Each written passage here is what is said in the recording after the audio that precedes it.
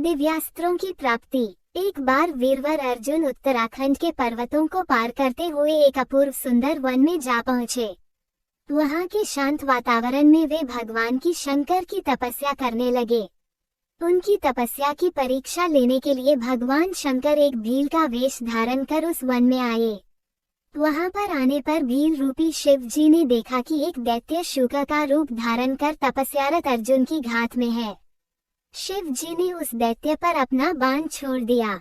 जिस समय शंकर भगवान ने दैत्य को देखकर बाण छोड़ा, उसी समय अर्जुन की तपस्या टूटी और दैत्य पर उनकी दृष्टि पड़ी। उन्होंने भी अपना गांडीव धनुष उठाकर उस पर बाण छोड़ दिया। शूका को दोनों बाण एक साथ लगे और उसके प्राण निकल गए। शूका के मर जाने पर भील रूपी शिव जी और अर्जुन दोनों ही शूका को अपने बाण से मरा होने का दावा करने लगे। दोनों के मध्य विवाद बढ़ता गया और विवाद ने युद्ध का रूप धारण कर लिया। अर्जुन निरंतर भील पर गांडीव से बाणों की वर्षा करते रहे, किंतु उनके बाण भील के शरीर से टकरा कर टूटते रहे और भील शांत खड़े हुए मुस्कुराता रहा। अंत में उनकी तरकश के सारे बाण समाप्त हो गए। इस पर अर्जुन ने भील पर अपनी तलवार से आक्रमण कर दिया। अर्जुन की तलवार भी भील के शरीर से टकराकर दो टुकड़े हो गई। अब अर्जुन क्रोधित होकर भील से मल्ल युद्ध करने लगे। मल्ल युद्ध में भी अर्जुन भील के प्रहार से मूर्छित हो गए। थोड़ी देर पश्चात जब अर्जुन की मूर्छा टूटी तो उन्होंने देखा कि भील अब भी वहीं खड़े मुस्कुरा रहा है। भील की शक्ति देखकर अर्जुन को अत्यंत आश्चर्य हुआ और उन्होंने भील को मारने की शक्ति प्राप्त करने के लिए शिव मूर्ति पर पुष्पमाला डाली, किंतु अर्जुन ने देखा कि वह माला शिव मूर्ति पर पड़ने के स्थान पर भील के कंठ में चली गई। इससे अर्जुन समझ गए कि भगवान शंकर ही भील का रूप धारण करके वहां उपस्थित हुए हैं। अर्जुन शंकर जी के चरणों में गिर पड़े। भगवान शंकर ने अपना असली रूप धारण कर लिया और अर्जुन से कहा, हे अर्जुन, मैं तुम्हारी तपस्या और पराक्रम से अति प्रसन्न हूँ और तुम्हें पशुपत्यास्त्र प्रदान करता हूँ। भगवान शंकर अर्जुन को पशुपत्यास्त्र प्रदान कर अंतर्ध्यान हो गए। उसके पश्चात वहां पर वरुण, यम, कुबेर, गंधर्व और इंद्र अपने अपने वाहनों पर सवार होकर आ गए। अर्जुन ने सभी देवताओं की विधिवत पूजा की।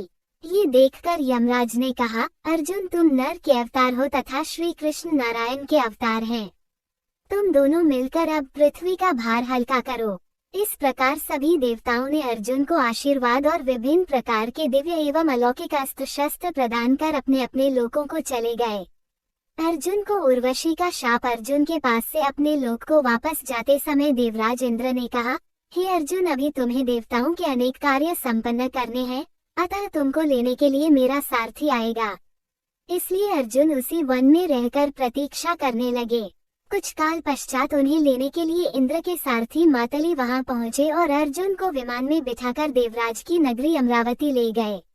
इंद्र के पास पहुंचकर अर्जुन ने उन्हें प्रणाम किया।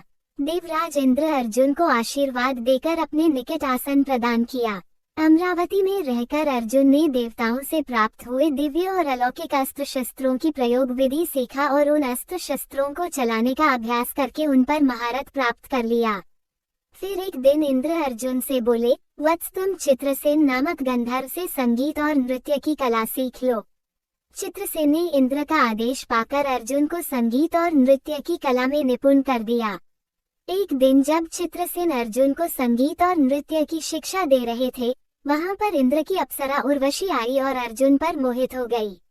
अवसर पाकर उर्वशी ने अर्जुन से कहा, हे अर्जुन, आपको देखकर मेरी प्रज्ञा जागृत हो गई है, अतः आप कृपया मेरे साथ विहार करके मेरी प्रज्ञा को शांत करें। उर्वशी के वचन सुनकर अर्जुन बोले, हे देवी, हमारे पूर्वज ने आपसे विवाह करके हमारे वंश का गौरव बढ़ाया था, अतः पुरु वंश की जननी होने के नाते आप हमारी माता के तुल्य हैं। देवी, मैं आपको प्रणाम करता हूँ।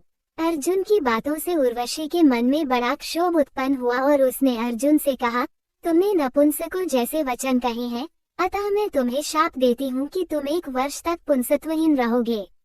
इतना कहकर उर्वशी वहां से चली गई। जब इंद्र को इस घटना के विषय में ज्ञात हुआ तो वे अर्जुन से बोले, वत्स, तुमने जो व्यवहार किया है वह तुम्हारे योग्य ही था।